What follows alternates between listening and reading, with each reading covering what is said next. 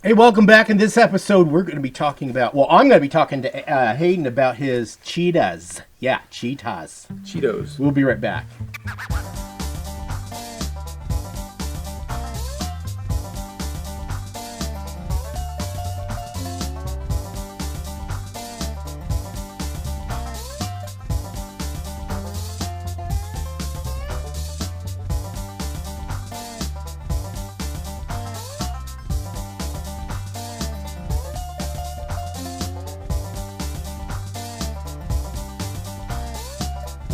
Welcome back to Southern Oregon Safari. And we're the Buffalo Roam. I'm Jerry. I'm Hayden. And like I said in the bumper, I want to talk to Hayden about his cheetahs because he had them in a Super Bowl commercial. Bad cheetah. Bad cheetah, Mountain Dew. Mountain Dew, yeah. It was a Super Bowl commercial. Yeah, here's the commercial.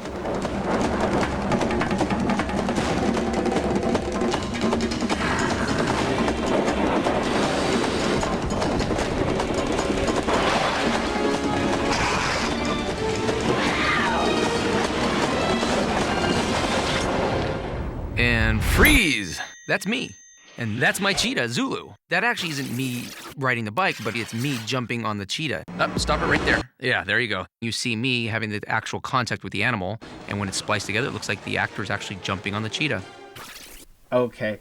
So, Hayden, you got two cheetahs.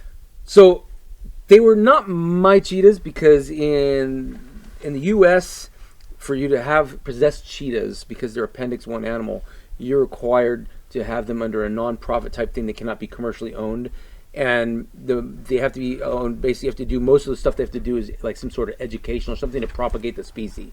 So there was a non-profit organization that I knew the president of, and they imported two cheetahs from Africa for conservation work as ambassador animals, and we were allowed to do film work with them so long as that the money went back to non-profit or went to promoting conservation work and all that, or education.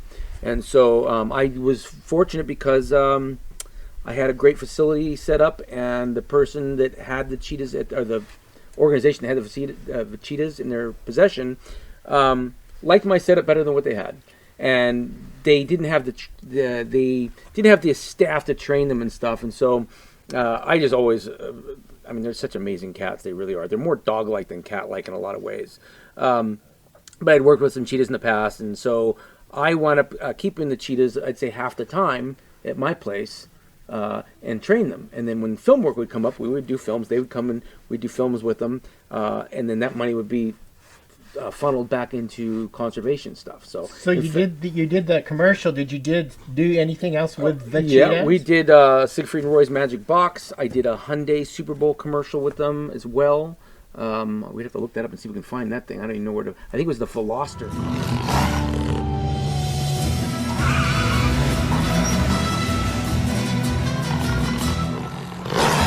Hyundai, and it was a Super Bowl commercial, I believe. And so I did that. We did a bunch of stuff with them over the years, and I couldn't remember all of the things I did, but there was quite a few commercials and stuff that I worked on. So they were very busy ambassadors. They for were the species. very busy ambassadors, and it's really people like, they're working. They're not working. They're playing. I mean, everything we did with them was play. So if we want, cheetahs need to run. Their organs require enzymes released to digest their food and to have a healthy liver function and all that. And it's all about that exercise and running. If they do not run, they could wind up with all kinds of health issues. So, in fact, a lot of the zoos ran into that, and they realized in the last 15, 20 years that we have to start making these cheetahs run some. And so what they do is they set up what we call lure courses with a lure, just like you use with a greyhound. Yeah. It's like a fake rabbit or something we put on a line, and we zip it on a high-speed line at 65 miles an hour, and the cheetahs chase it around. And that stimulates the proper hormones and the proper digestion and all the right enzymes for the liver function and all that to work properly. That makes sense. So we did a lot of that type of training, lure training. So pretty much all the work we did is cheetahs running. So they're either running or standing or laying, and that's what cheetahs like to do. They're either basking in the sun, laying down, or they're running. And so that was pretty much all the work we did was those two items, and they loved it, and it was great. And the interaction, they were not nervous animals. They're just really level-headed, even-keeled animals. We were talking about even with the servals and the caracals, the Egyptians used to gift these animals back in Egyptian times. Pharaohs would give them to their friends and stuff like that. They would gift these animals back and forth and keep them in their homes. And cheetahs were probably one of the better of all the animals to keep because even though they're large and they're powerful, they're just really mellow, and they seem to acclimate very well to situations that a lot of cats would not enjoy. Even hanging out like cheetahs, I've raised a lot of cheetahs with dogs. They can become very friendly with dogs and bond to dogs in a big way. And I've acclimated them to dogs, and they get along really well with other animals. I've even had the cheetahs around larger animals like horses and stuff, and a lot of times they'll just walk right by them. So really cool animals, amazing power. Cheetahs range anywhere from about 75 pounds to 150 pounds. 150 is a really large cheetah, but I've been around ones that were 120, 130. You don't really want them to be too heavy because it's another thing if they get overweight, that really affects their organs because they're athletes. They're literally athletes. Yeah, I see what happens to athletes that let themselves go. If you let an athlete go, there's health issues. So you don't really want them to get heavy. You want them to stay lean and skinny. Not skinny, but lean. A lot of lean mass, lean muscle. You don't want that any storage of fat in their body. It does not do well for their organs, and they'll have organ dysfunction. And people don't realize cheetahs bottlenecked and pretty much went extinct at one point. And they were brought back from that, but the problem is they bottlenecked their genetics. So cheetahs unfortunately, even in the wild, have a tremendous amount of health issues, even in the wild, because of that bottleneck. They've got something what's called focal palatine erosion.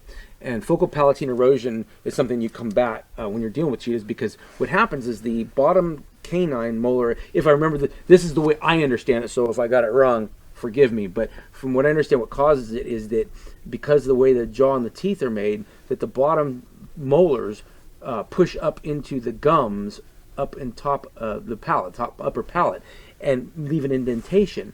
And then what happens is food stuff gets caught inside that upper palate and causes an infection that goes up into the sinuses and the ocular cavity and all that, and they wind up with severe illness and infection from focal palatine erosion. So what we were having to constantly do is train them to get in there and clean it out and swab it out with a Q-tip. And sometimes you'd have to knock them down a couple times a year, or not a couple times a year, but a couple times every other couple of years, and get in there and really clean it out and give it a good cleaning in there, because food packs up in there, and then what happens, they like to chew grass, and there's foxtails and stuff will get up in there, and then it'll migrate way up inside the cavity, and then you've got a very sick or dead cheetah on your hands. So these are things that are caused by the bottleneck. They have a lot of inbreeding type problems. Did not know so that. and so in the zoos, they're really having to work hard on trying to keep the genetics clean by trying to take cheetah genetics from one area and not let the same groups of cheetahs breed over and over. The other thing that a lot of the cheetahs have in captivity, and even in the wild, is herpes virus. They have a feline herpes virus,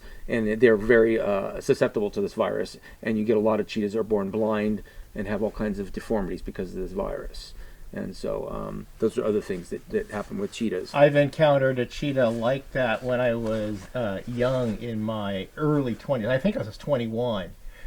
Dating in those days was dangerous. There was a lot of herpetic. You're talking not about a with real cheetah. With a cheetah that was blind. His name was JJ, and he was an ambassador. I got my picture taken with him from Wildlife Safari out of Winston, Oregon. Yes, back in the day, Winston's Wildlife Safari has one of the better cheetah programs right now, but they were suffering 15, 20, 30 years ago. They were having problems with the herpes virus, stuff like that. They had to work really hard on trying to get rid of that, and that was stuff that all the zoos learned over the years of what they had to do to try to eliminate those.